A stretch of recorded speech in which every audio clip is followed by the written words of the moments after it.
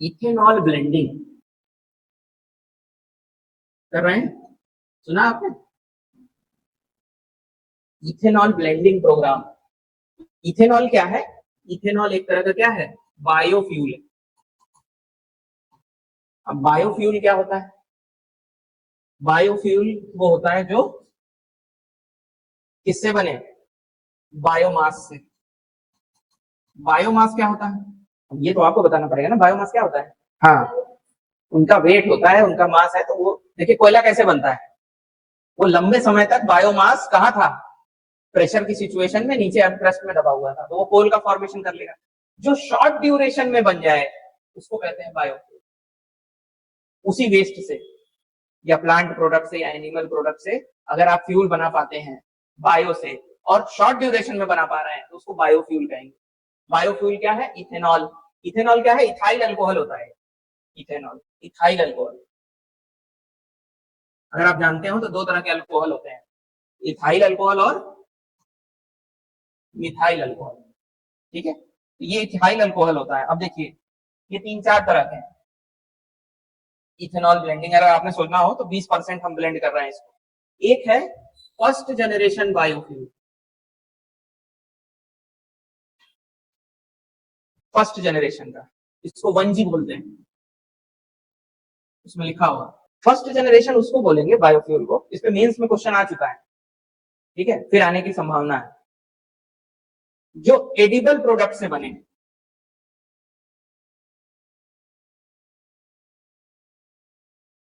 Edible waste waste नहीं बोल रहा हूं मैं, एडिबल प्रोडक्ट जैसे शुगर केन। गन्ने का बचा हुआ नहीं, गन्ना ही। ठीक है, तो डिसएडवांटेज क्या है? डीमेरिट। भाई आप फूड प्रोडक्ट जो खाने के लिए है उसको आप कहाँ यूज कर रहे हो? फिल्म बनाने में। ठीक है, तो ये होगा। फिर आया सेकेंड जनरेशन, इसको बोला हमने 2G। सेकेंड जनरेशन में क्या हो रहा है? इसमें एग्रीकल्चर और फॉरेस्ट का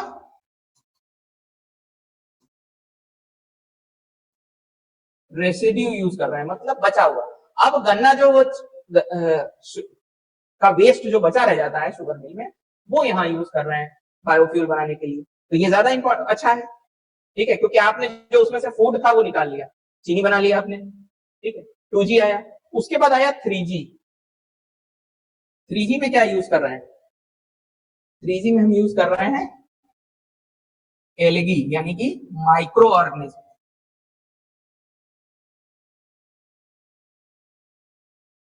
डिकम्पोजिशन करते हैं माइक्रो ऑर्गेनिज्म। जब डिकम्पोज करते हैं तो मैंने आपको बताया था मीथेन गैस रिलीज होती है, उसी तरह से डिकम्पोज करके उसको फ्यूल भी बना सकते हैं।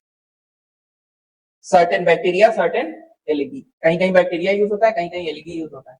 3G में एलगी यूज होता है। ठीक है, इस एलगी का नाम भी पता करके आपको याद रखना चाहिए, प्री में पूछेगा। अब नई एक टेक्नोलॉजी आई है जिसको कहा है 4G। और 4G क्या है? यहां पे आप जेनेटिकली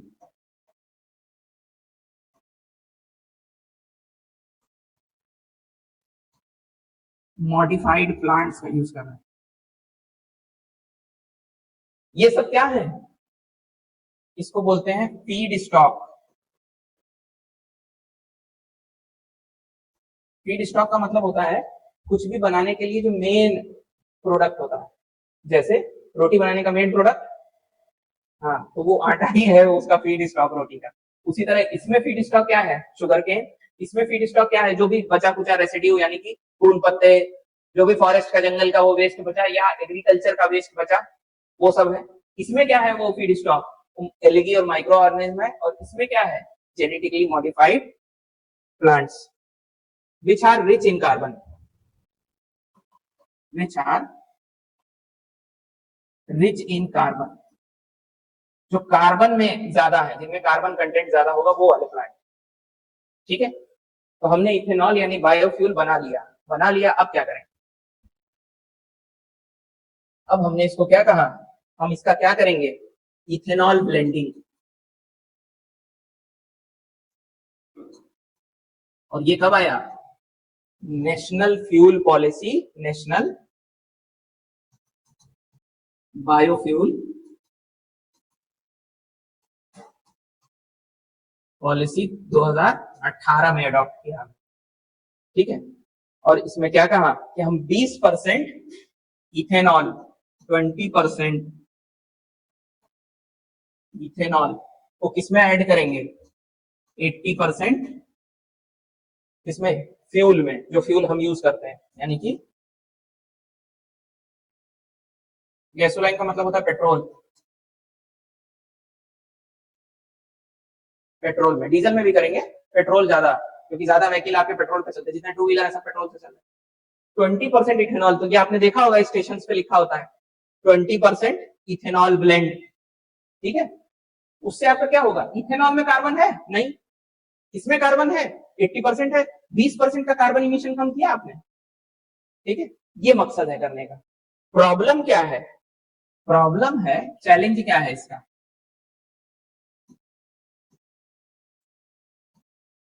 चैलेंज है कि क्या जो उसमें इंजन लगा हुआ है आपकी गाड़ी में, वो इस 20% को भी उसी तरह से यूज करेगा जैसे इस 80 को यूज कर रहा है। बना तो वो पेट्रोल इंजन था, दे रहे हैं आप उसको इथेनॉल।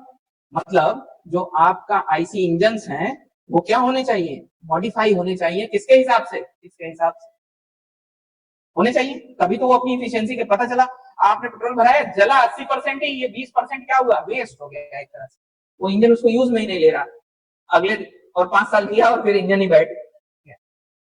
ये हो सकती है प्रॉब्लम, इफिशियंसी वो ना मिले जो, क्योंकि पेट्रोल के लिए बनाया हुआ इंजन है, डीजल के लिए बनाया हुआ इंजन है। तो इंडिया ने या दूसरी कंट्रीज ने, जैसे अफ्रीका है, उसने क्या कहा कि हमें क्या चाहिए, फ्लेक्स व्हीकल्स चाहिए, फ्लेक्स व्हीकल्स चाहिए, जो कि इस मॉडिफिकेशन को एक्सेप्ट कर सकें और उस पर मैक्सिमम इफिशियंसी दे सकें। तो उस मॉडिफिकेशन को एक्सेप्ट करने वाले व्हीकल, तो अभी आपने याद सुना होगा, न्यूज में था कि नितिन गडकरी को टोयोटा ने एक इनोवा गिफ्ट की, जो कि इसके लिए बनी थी, फ्लेक्स व्हीकल। नितिन गडकरी को क्यों दिया कि आप लीजिए, इस्तेमाल करिए, और आप हमको, अच्छा कंपनीज क्यों बनाएंगी, टाटा, इनोवा, ये सब क्यों बनाएंगे ऐसे व्हीकल, जब कब बनाएंगे, जब आप गारंटी देंगे कि अब से आप जो ईंधन यूज करेंगे वो यही वाला होगा। पता चला आपने साल भर ये यूज किया, साल भर बाद कुछ और कहने लगे, तो कंपनी अपना सेटअप क्यों चेंज करेगी मैन्युफैक्चरिंग का, ठीक है। जब आप उनको गारंटी देंगे कि हम यही फ्यूल यूज करेंगे और आप इस फ्यूल के लिए व्हीकल बनाइए, और वो उसको गवर्नमेंट क्या करेगी, गवर्नमेंट कहेगी कि जो पुराना व्हीकल है वो अब 10 साल से ज्यादा आप नहीं चला सकते, कर रही है गवर्नमेंट दिल्ली में। क्या उसका पर्पस केवल इंस्टेंट पोल्यूशन को कम करना, नहीं, जो मॉडिफाइड व्हीकल है वो आदमी कब खरीदेगा, जब अपना पुराना वाला बेचेगा तब तो, और अपने से तो बेच नहीं रहा है, तो उसको आउटडेटेड घोषित कर दो। जब आउटडेटेड हो जाएगा तो बेचे चाहे कबाड़ में डाले, कंपनीज क्या करेंगी ना, एक्सचेंज ऑफर में ये फ्लेक्स व्हीकल देंगी, वो आपकी पुरानी गाड़ी को की वैल्यू भी लगा लेंगे। ये भी प्रोग्राम आएगा, पहले मैन्युफैक्चर करेंगे। तो इंडियन गवर्नमेंट ने, अफ्रीका गवर्नमेंट ने इनको गारंटी दे रखी है कि हम यही फ्यूल चलाएंगे और आप इसके लिए व्हीकल बनाइए। उसका एक सैंपल तैयार करके टोयोटा ने नितिन गडकरी को दिया, लीजिए भाई साहब आप चलाइए और हमारे हमको हरी झंडी दिखाइए। तो टोयोटा सबसे पहले बनाएगा, जाहिर सी बात है जो पहले बनाएगा वो मार्केट को कैप्चर कर लेगा, इसलिए टोयोटा ज्यादा इंटरेस्टेड है उसको बनाने। अच्छा, हमारे पास इन सब चीजों की कमी नहीं है, शुगर केन, एग्रीकल्चर और रेसिड्यू वेस्ट, इन सब चीजों की कमी नहीं है। तो 1G और 2G तो इथेनॉल बना ही सकते हैं तुरंत। टेक्नोलॉजी मॉडिफिकेशन कहाँ है, 3G और 4G, ज्यादा टेक्नोलॉजी लगेगी इसमें, जो लगेगी वो ये हम बना रहे हैं, बना नहीं सकते, ये हम बना रहे हैं, ठीक है। तो हम आराम से ब्लेंड कर सकते हैं, प्लस हमारा जो वेस्ट है एग्रीकल्चर रेसिड्यू का वो भी खत्म हो जाएगा।